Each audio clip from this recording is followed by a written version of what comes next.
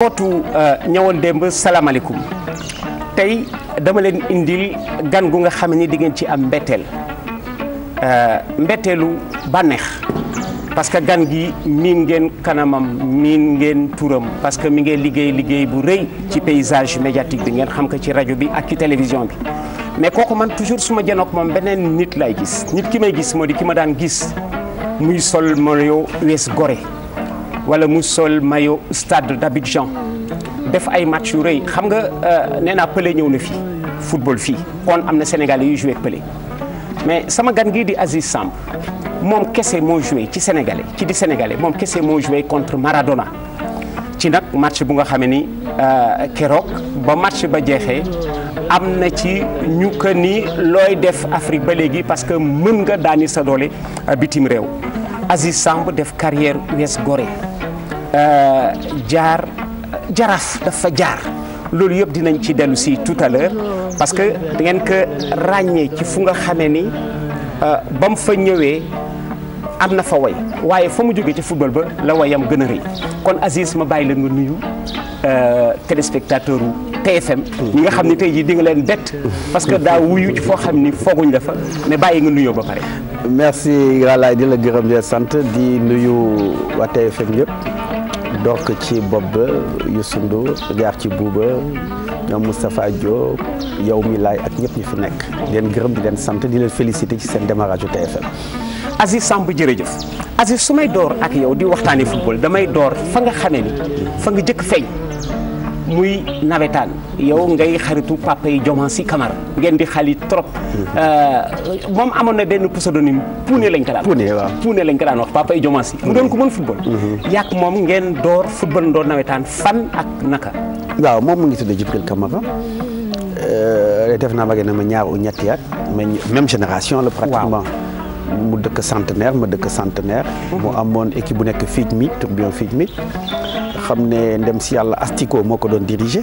Astico arbitre. waaw il était dirigeant entraîneur ñoom Maodo. Maodo bi nekkoon foyer. ak ñeneen ñi ñoo doon encadré. donc ñu bokkoon koñ depuis bi ñuy ndaw équipe bu tudd Léon d'Or foofu centenaire.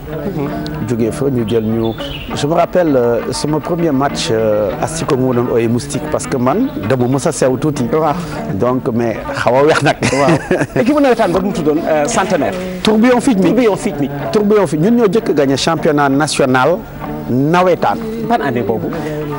alors là je perds un peu ça devait être peut-être en 70. waaw 76 je ne sais plus à peu près ci yooyu daal. année 70 normal. waaw ci yooyu mili année waaw ci période boobu à peu près. waaw boobu nañ ko jëkkee gagné donc ñu final ak Tamba d'ailleurs man j'étais pas buteur du tout en étant milieu de terrain.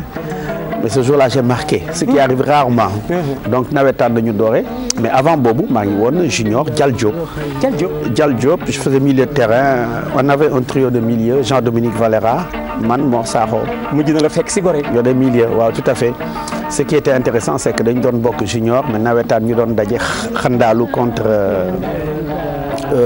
tourbillon ak Mor Sakho aussi dafa daan fekk si na Gorée waaw Mor Sakho ñëw na après Gorée je pense que dafa dem Niambour après ñëw Gorée wala ñëw Gorée dem Niambour et cetera donc on avait comme avant-centre Youssou Ndaw on avait Véziani comme demi-centre Mangassa demi-centre aussi donc on avait une bonne équipe nous avons été éliminés je crois en demi-finale de la Coupe du Sénégal par Lat Dior du loolu Lat Dior bu Thiès ñoom Jaxu Jaajiwu ak yooyu waaw defe naa ñooñu la woon ñooñu éliminé woon. d'accord alors kon foofu nga feeñee. mais yëg naa aussi ni Aziz avant ngay ñëw Gorée. jaar nga Jaraaf. sous l'influence de quelques-uns de tes amis. oui en fait il faut dire que mon papa était foyerman. mon parrain Aziz Ndaw foyerman. ak ñoom tonton Bassirou tout clique boobu yëpp foyerman nañu. J'ai pas compris pourquoi je me suis retrouvé à supporter à un moment donné dans ma jeunesse la Jeanne d'Arc de Dakar. Parce que peut-être que parmi mes grands frères, il y avait les Henri Diadiou, on a habité Colobane, les Morera, etc. Ce qui fait que j'avais un peu ce sang-là. Alors, mais après nawetaan, Astico me dit je t'amène au Jaraaf. Il était arbitre, mais tout le monde savait qu'il était Jaraafman, Astico. M'a amené au Jaraaf, man ak Papou Diomansy ak Baye Diop. Mais honnêtement, je ne sais pas. Je ne sais pas. Je suis allé 2 fois aux entraînements et puis bon. Au Jaraaf. Waaw, après je me suis dit bon, écoute, j'ai hésité un peu. Grand Sarr bi nekkoon rajo. waaw nekk dirigeant Tourbillon. góolul Gorée. Voilà ne ma sama yow Gorée laa la yóbbu. dëkk Thiaroye. Voilà maintenant mu ngi dëkkoon fii ci waaw noonu la ma yóbboo Gorée et puis j'ai commencé moins de 23 ans man Amady Manu Koria Issa Sow. Ceux qui étaient un peu plus jeunes jouaient avec nous aussi. Oui. Le demi-centre là te nekk léegi Metz fàtte na turam ñi nekkoon police après quoi. waaw Donc ils étaient assez nombreux à être avec nous on avait une bonne équipe et puis ñu ñuy yéegal ndànk-ndànk man Manu Koria Amady Issa Sow. voilà kon xam nga téléspectateurs yi yàgg ngeen dégg ma naan ballon pour Manu Koria qui va chercher Diène Diouf qui s'appuie sur Amady Ndiaye ce sera pour Bosquier. Sinon Aziz Samb qui appelle sur sa droite Aziz Samb bi la woon. Aziz Samb bi la woon alors Aziz tu te retrouves à l'US Gorée. Oui tout à fait. Gorée ban année nga ñëw Gorée. Alors, si ma mémoire elle est bonne, j'ai débuté en 76 à l'US Gorée. 1976. J'ai joué 76, 77, 78. Et je pense qu'après le départ de Lamine Ngom, je pense que j'alternais le brassard avec Mohamed Diop à l'époque. Mohamed Diop yak Mohamed. Donc au milieu de terrain. Si fekk naa gis naa loolu. Oui, tout à fait. Donc au milieu de terrain avec Mohamed Diop, on a joué assez longtemps. Amady aussi, Manu Koria aussi jouait ailier, milieu de terrain, 10, 8, on alternait un peu, donc avec Mohamed Diop et tout. Donc je me rappelle d'ailleurs mon premier match là, c'était un truc extraordinaire. Ce premier match à Gorée. C'est Koya qui m'a classé. Madi Koyaté. Un match Gorée-Jaraaf. Tu peux pas t'imaginer l'attaque du Jaraaf, Badou Gaye, Baye Touré. Mbaye Fall. Non, il n'y avait pas Mbaye Fall, je crois. Je pense qu'au milieu, il y avait Léopold Boy Bandi. Je ne sais pas. Je sais que je me souviens de Baye Touré et de Badou Gaye. Mansour 6 peut-être. Mansour 6. Mansour 6 peut-être. Wow. Là, j'ai été surpris à être titulaire avec Lamine Ngom au milieu de terrain. Wow. Je ne m'attendais pas à ça. Quand il y a me titulaire dans un match au sommet où tout le monde attendait. Le stress, je perds les 2 premières balles des passes qui m'arrivent sur les tibias.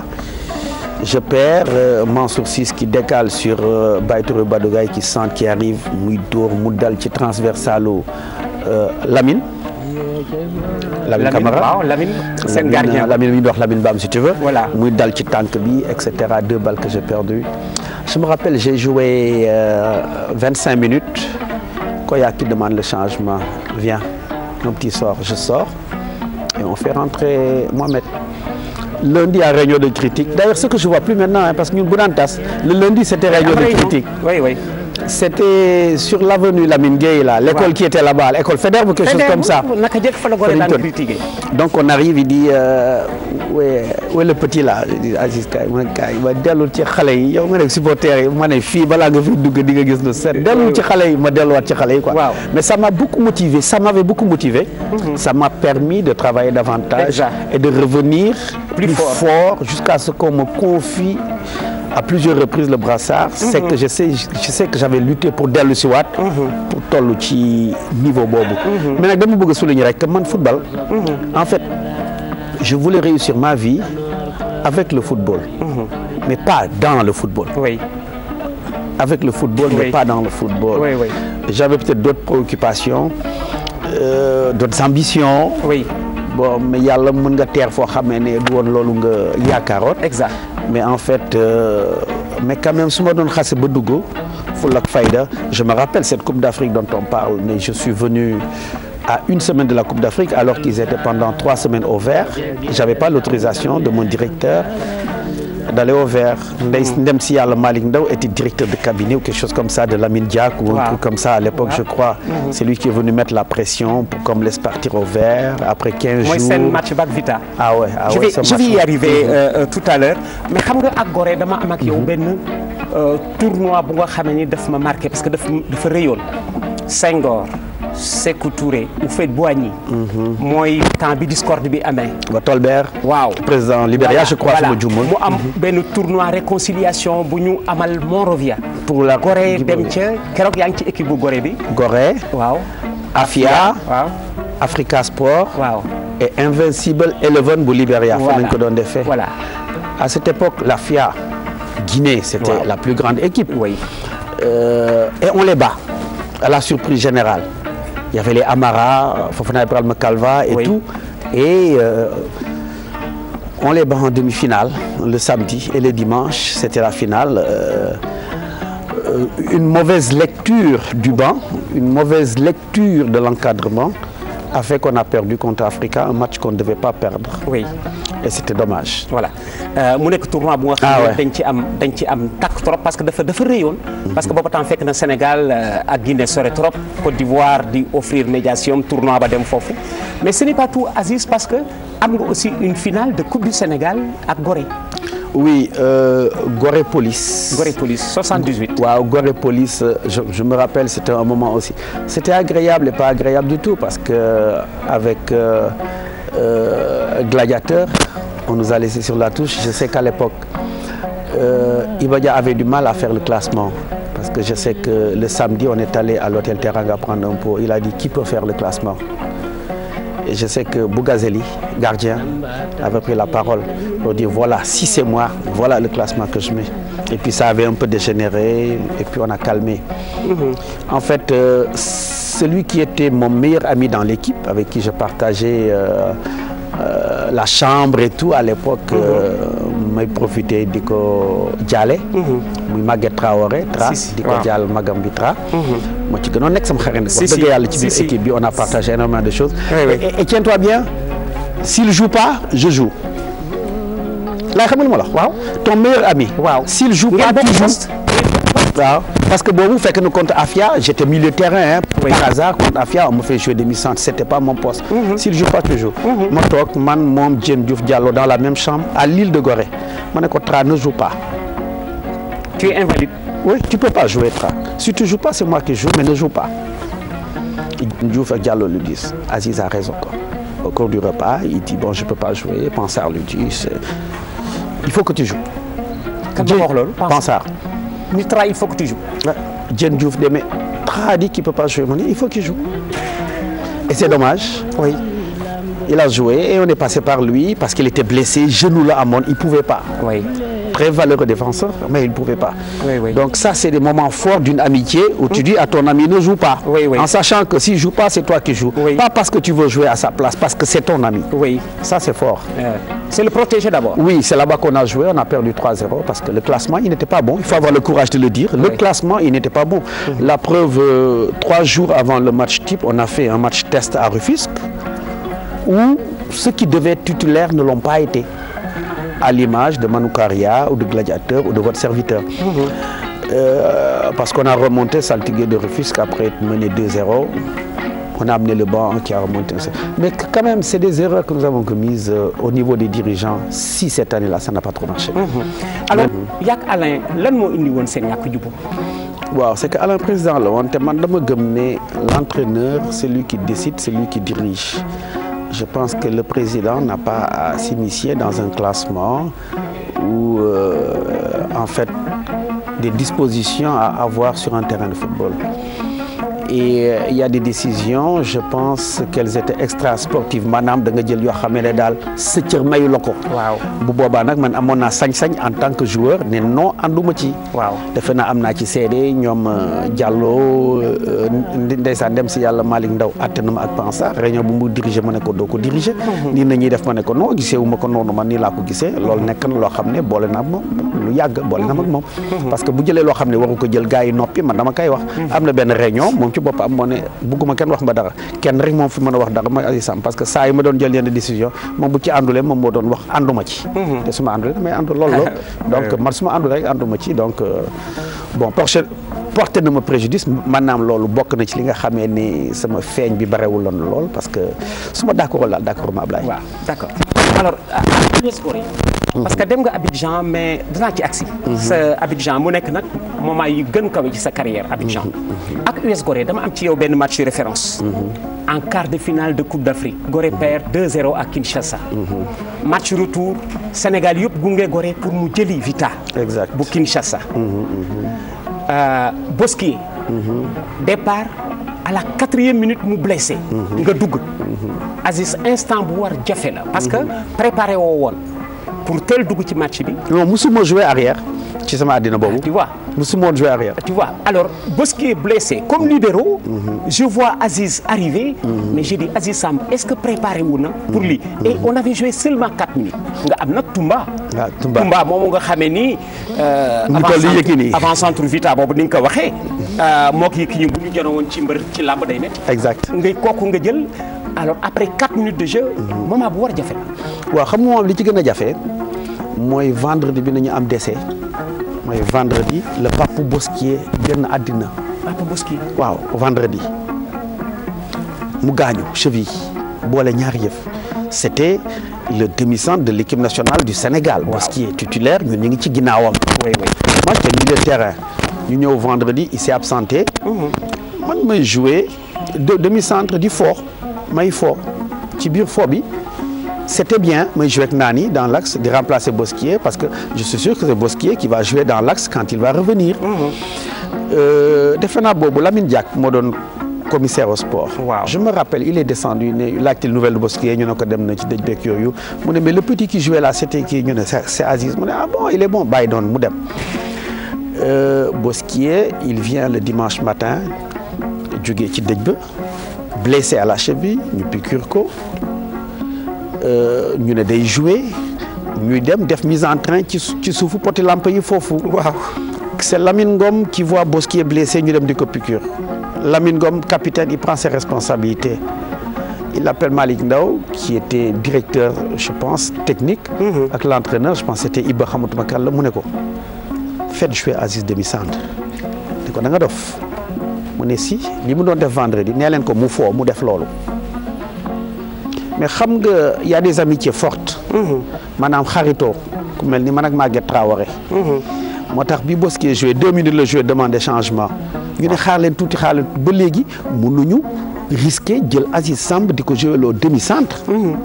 ca at yi mu amoon ni mu tuutee ci def équipe boo xam ne mi ngi jugee coupe du monde. waaw il y avait 9 internationaux ñoom Mayanga Ndaye. Lobilo Kibonge. donc il était hors de question de mettre Aziz là-bas. c'est Lamine comme quoi bon le temps que ñuy réagir on prend un but 4e minute ci nañu génne Bosquier na ma dugal. waaw. là yàlla moo ànd ak man ça a été mon meilleur match ci histoire bu mos a joué. maa ko reporté. Les gens étaient étonnés. Oui. de me voir comme libéraux. mais Tra nin Mayanga doon déborder noonu laa ne Tra xam nga sama force lan la soo ma ko mayee ubbil ma rek ma koj ko. benn yoon. waaw ubbil ma koj Mayanga dootul ñëw. fekk boobu nag amoon na ku mun a koj ku ñuy wax Jibi Ndiaye bi nekkoon Gia non capitaine Gia. waaw Jibi waaw genre yooyu la woon donc man du woon koj man c'est vrai que daan naa dóor daal la mais j'étais beaucoup plus technique. mais koj naa koj Mayanga ba nga xamee ne xool ko jibati mook Toumba parce que psychologie dafa am. waaw am na psychologie booy déstabiliser. sa adversaire. moom laay wax football da nga war a xam les forces et les faiblesses de ton partenaire. mais aussi de ton adversaire. exact psychologiquement tu seras fort. à partir de là. donc loolu moom ma dimbali Mayanga tiit nag xam naa mu ne kii kan la. ak Toumba ma ñëw dóor dëgëral ko yàlla suturaal ma on a fait un bon match. On a perdu. Non, on a fait 3-3, mais quand même. Raté deux pénaltys. Deux pénaltys, c'est dommage. Quart de finale. Coupe d'Afrique chez toi. Coupe d'Afrique. Tu rates 2 pénaltys. Ah oui. Et on prend des buts sur lesquels on attendait la relance de Dame. Dame tëdd na ci bal boobu yàlla daal lu mu dese kenn mu ci Dame tëdd na ci bal bi ba pare ñun ñuy ubbi pour relance. mu jàll ñun ñuy daw di relance. c'est parce que Dame aussi dafa yéex yéeg ni day titulaire Lamine waroon départ. waaw bal bi Dame tëdd na ci gis nañ ko mu tëdd ci bal bi. ñun ñuy ubbi. xam nga da ngay ubbi pour relance rek dégg yuuxu yi. waaw ñu gestu gis Dame tëdd gis bal bi au fond. waaw. alors ça nous a sapé le moral. mais c'est ça le football. voilà là c'est ça le football. xam nga Aziz ku joué ak ay Mayanga. ay Toumba Kibonge Lobilo. Lobilo joué Aziz. waaw mais door nga leen daal di keroog bañ sol. ah laaj leen. alors Aziz Sambango alors Aziz après nga dem ma lay dégg stade d'Abidjan. mutation bi. de l'US Gorée au stade d'Abidjan naka la demee. d'autant que à l'époque demuloo woon pour jouer. deewu moon foofu moom laa la waxoon dama bàyyi football. après la grève dama bàyyi football en fait j'étais parti à l'aventure. dem à l'aventure sénégalais yi am na fa ay sénégalais ñuy football di fo. waaw. mooy football di fo. gars yi gis ma mu commencé law am na benn sénégalais mu nekk fii sénégalais mais kooku il est trop fort wax ci quoi. waaw muy law ba ay club. laay boobu laa mës a gis xaalis boo xamee ne football naa Gorée ba aw ma ko. ñu wan la ko ca Côte d'Ivoire. Simplice Zinsou. xam naa ko. président Africa woo ma mu ngi woon benn société bu tudd BP. waaw plateau ma ñëw ñu ne kaa uyu. waxtaan ak man Africa posé ma ay questions Gorée ma posé ko. Je lui ai parlé du match qu'on avait eu au Libéria, où j'ai connu les Kablan Sampon. Kablan Sampon. Kablan Sampon qui est goal de fille. sama xarit la sama xarit la bu baax. Donc parce que même les dimanches matins on jouait ensemble à Abidjan. Donc foofu laa leen xamee may ñibbi mu jox ma passe 100 000. Attends. moi Zinsou. waaw passe pour ma ñibbi. ci biir taxi waaw. passe taxi 100 000. 100 000. musuma am Gorée. booba mi ngi lay napp. prime bi gën a mag bi ñu amoon. booba mi ngi lay c'était 5000 francs. 5000 francs moo doon prime victoire. Gorée bi ñu mës a am bi gën a rëy. en 78. bi ñu demee Morovia la ñu commissariat jox 5000. Gorée jox ñu 5000. muy 10 000. organisateurs yi jox ñu 5000 boobu la ñu boole muy 15000 chaque joueur am 15000. te dafa doon rëy ci yéen. ah comment ma ñëw fële ñu jox ma passe 100000. ci biir passe taxi. waaw ma génn dans la semaine sénégalaise amu noonu cas uyu dem si yàlla maître Mondon président stade am na benn grand bu ñuy wax Silva mu ne ma non stade mooy équipe sénégalais. en Côte d'Ivoire. ñu dem stade. mu ne man looy def ma ne ko ma woo Malick Ndaw ne ko man dem si yàlla Malick Ndaw lu may def dama jaaxle mu ne ma pose tes conditions. tu as l'aventure pose tes conditions. ma ne ko lan laa war a wax grand mu ne ma waxal lii ak lii gars yi jox ma billet pour ma ñëw Sénégal pour am autorisation ak enveloppe. laay boobu laa jëkk gis 1 million. ñu jox la ko muy lan. 1 million neexal pour m'encourager à signer pour venir à Dakar pour me préparer pour dire à mes parents que je vais signer au stade. Et on est en 2e division. Le stade, c'était historique, n'est jamais descendu en 2e division. Il fallait faire monter le stade. Il fallait faire un recrutement. Oui. Ñun ñoo yéegal stade d'Abidjan 2e. yow bi nga ciy avec les. 2e division nga leen fekk. ñoom Zaou Madu Laurent. ñoom Sinak Bané. waaw on était tous là-bas. Vincent Kouadio, etc. Oui. Donc on était tous là-bas. Ben Salah et autres. Oumar Ben Salah. def la Caire 86. ñoo ko yéegal. yéen a ko yéegal. ñun ñoo yéegal. alors stade d'Abidjan d'Abidjan ma am ci yow benn match référence nee naa am na Sénégalais yu joué contre Pelé ñoom Demba Thioy. Santos jaar na Dakar en 1967. gagné fi sélection Dakar 4-1. ñooñu joué nañu ak Pelé yow Aziz tu es le seul Sénégalais bu joué ak Maradona. match terrible. waaw Boca Junior stade d'Abidjan à Abidjan maa dóoru la ko daal. 5-3 non aw ma temps dóor ko parce que dafa gaaw laay. dafa gaaw parce que xam nga cif yooyu. waaw voilà c'est le style de joueur Rabelais petit. waaw xam nga moom laa doon wax par rapport ak Toumba bi toll nu Yékini moo gën a neex a marqué que ku toll ni Demba Thioy. waaw parce que ñooñu dañoo taxaw. dañoo taxaw seen bopp am gabarit. waaw nekkee dafay bañ ngeen taxaw. voilà ba pare dafa gaaw son centre de gravité. centre de gravité bi dafa baax donc dafa am stabilité comme Messi. pour mu daanu day jafe. waaw tànk yi gaaw ba pare dëgër. waaw donc kooku moo gën jafe que joueur bu. balèze waaw joueur Maradona jafe. waaw jafe na parce que oui parce que en fait il m'en a fait voir maanaam gis naa sax ay vidéo quoi mais c'est normal. parce que c'était l'un des plus grands joueurs. gis naa si benn photo bu nga xamee ni. waaw muy crocheté di dem nii. yaa ngi koy koj. waaw maa ngi la naan Aziz dafa mel ni dafa la bàyyi fu sore. waaw crocheté gis nga kooku ngay gis ci axe bi noonu. c'est mon latéral gauche. waaw.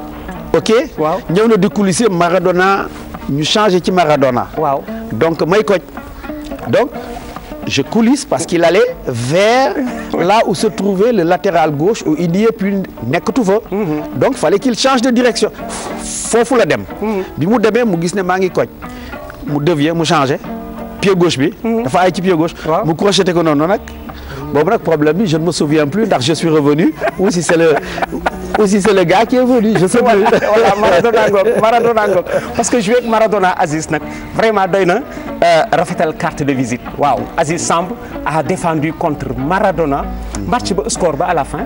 5-3. 5-3 ñoom ñoo ñu doon 5-3. ah mais dugal ngeen 3 buts. ah ouais 3 buts ak 3 beaux buts hein. Oui, oui. Par Vincent Kouadio, le grand frère de Kassi Kouadio Lucien. Abidjan nga arrêté sa carrière. Oui en fait c'est que nag après man xam nga laay samay ambition ak samay mbir. day xaw a bare doole tuuti parce que boobu maa ngi gis yeneen. waaw dama ne yoon la rek. waaw yoon pour àgg fi mu bëgg jëm. wax nga dëgg. comme on dit passage obligé. aw ma woon dërëm. laay j'étais dans des conditions extrêmement difficiles. mais yow laay traversé naa wax nga waxu stade d'Abidjan. pour waajal la 1 million lañ la jox pour nga signer. xanaa dañ la jox profilu professionnel après. ah ouais j'étais salarié là. tu étais déjà professionnel à Abidjan. Au stade. Oui, tout à fait. Je l'étais et puis j'étais bien payé, grassement payé et tout hein. Wow. Et ça a facilité mon intégration. Ton retour au Sénégal? Non, mon intégration dans la société ivoirienne. Ah d'accord. Voilà, j'ai eu des attaches. 11 ans, Assis. 13. Tu vois, yàgg naa la toog. 13, ouais, tout à fait, 13 ans. 13 ans Côte d'Ivoire. Ah ouais. Oui. On était en deuxième division, mais on avait de bons salaires. C'est comme quand Marseille est descendu en deuxième division, ils ont recruté de bons joueurs, il y avait de bons salaires, et puis on est monté tout de suite après. Voilà, hein. c'est ça. Mais c'était ça. Pourtant, bi nga ñibbisee, Aziz, bi nga ñibbisee, certains avaient bien aimé, bi nga ñibbisee, joué Toulon. Mais ku jege woon Youssou Ndiaye nga période bi mu nekkee président US Gorée delluwaatoon nga presque ci comité directeur Gorée. En fait Youssou Ndiaye nag dañu boole dafa am lu mu doon organiser en tant que président du comité sénégalais des droits de l'homme.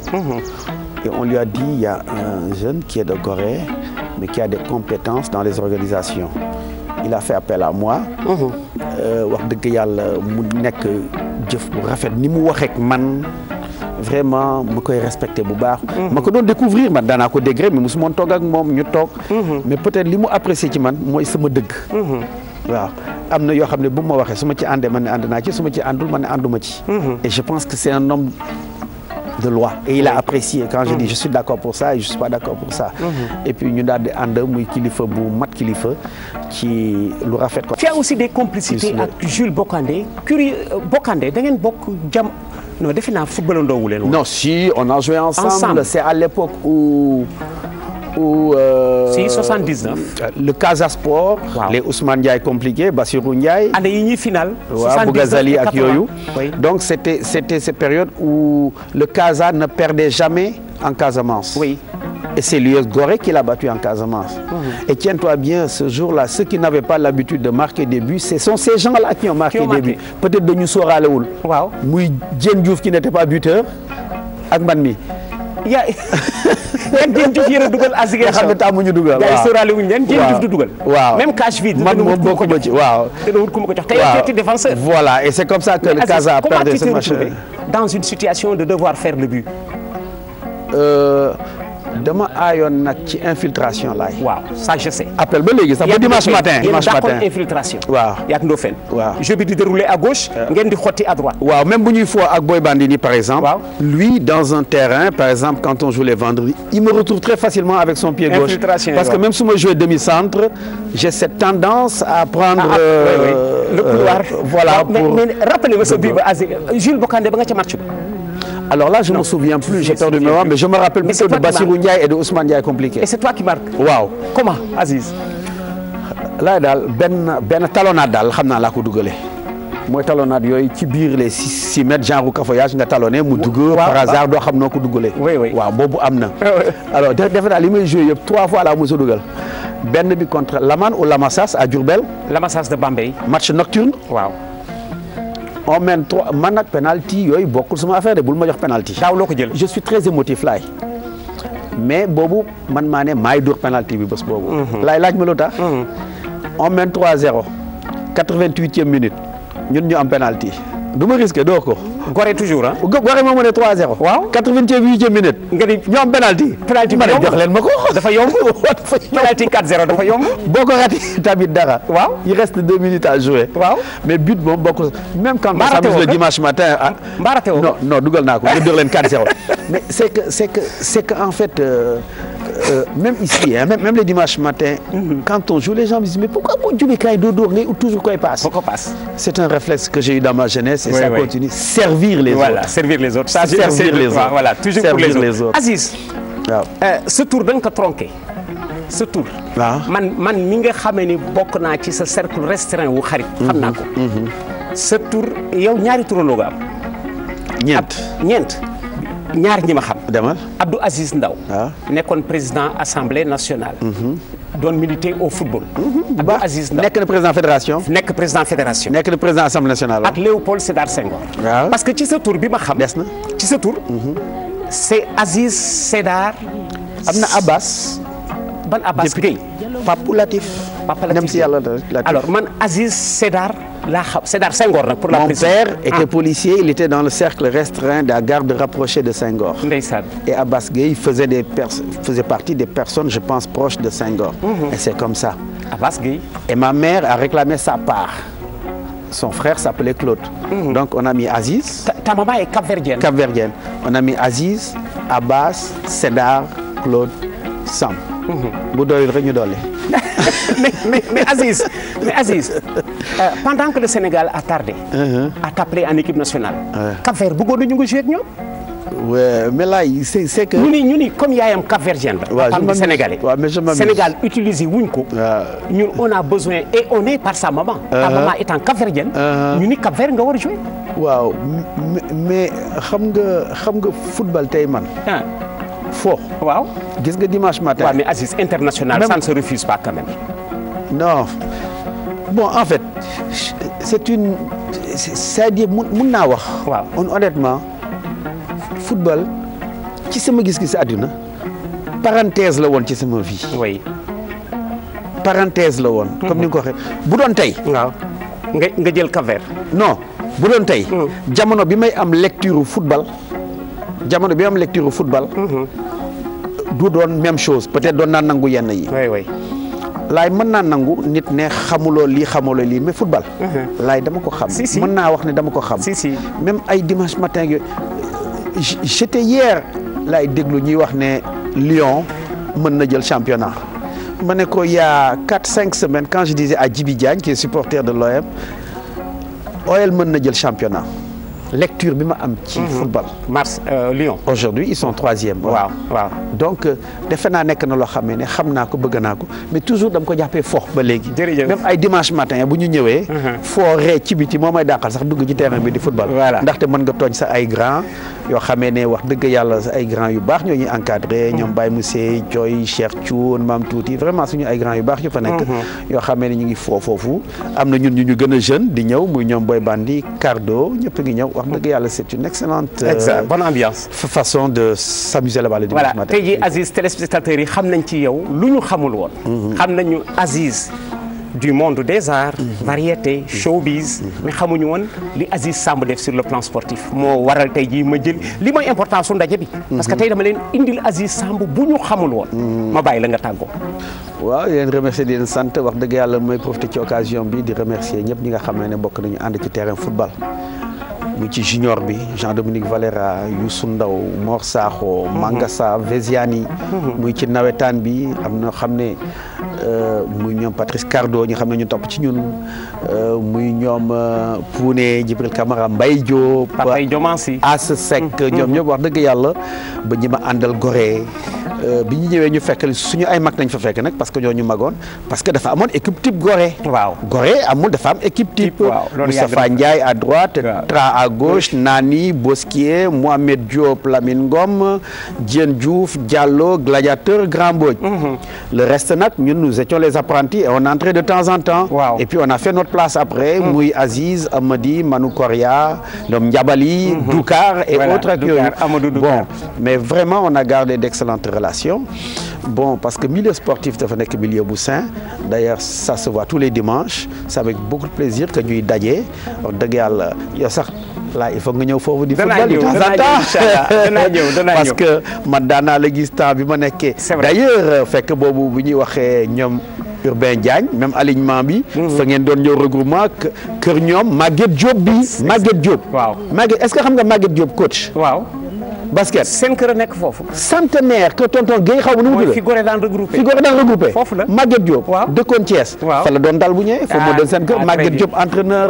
basket équipe nationale basket. wax nga dëgg. voilà nous sommes la même génération. voilà Aziz Samb jërëjëf Aziz Samb laa leen indi tey xam nga fii ku fi ñëw rek def nga ay kiraama parce que jouer première division ak Gorée première division ak Stade d'Abidjan le seul Sénégalais à avoir joué contre Maradona équipe am dugal 3 buts contre Maradona Boca Junior Stade d'Abidjan defe naa ni ci palmarès ku mu nekk ñu xam ni def nga jaloore ci sa jamono moom la Aziz Samb def loolu moo war na tey jii ma indil leen ko ngeen waxtaan ak Aziz ci wàllu ngeen ko xamul woon pour gën a yokku Aziz merci d'être venu xam naa sa programme c'est démentiel yaa ngi nii bare liggéey ba tey mais nga teral ma bàyyi sa lépp ñëw ci émission bi ànd ci ak man. ay neexal football bi.